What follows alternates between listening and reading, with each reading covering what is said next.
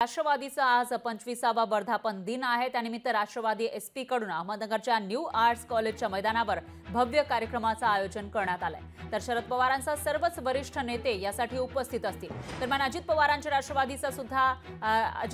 राष्ट्रवादीकडून सुद्धा हा वर्धापन दिन सोहळा साजरा केला जाणार आहे। मुंबईमध्ये हा दिन अजित पवारांच्या राष्ट्रवादीकडून साजरा केला जातोय।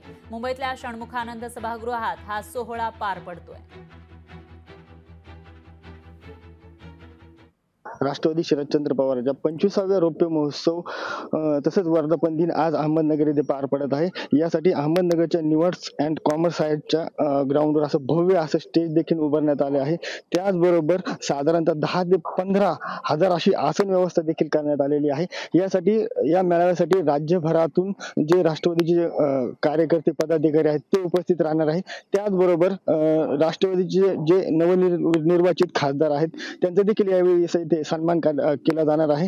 त्याचबरोबर राष्ट्रवादीचे अध्यक्ष शरदचंद्र पवार हे नेमकी आज इथे काय संबोधित करणार हे देखील पाहणं महत्त्वाचं ठरणार आहे। विधानसभेची तयारी आहे या सभेच्या माध्यमातून ती मांडली जात आहे। त्याचबरोबर आता शरद पवार या सभेला काय संबोधित करणार हे देखील पाहणं महत्त्वाचं ठरणार आहे। संतोष आवारे, लोकशाही मराठी, अहमदनगर।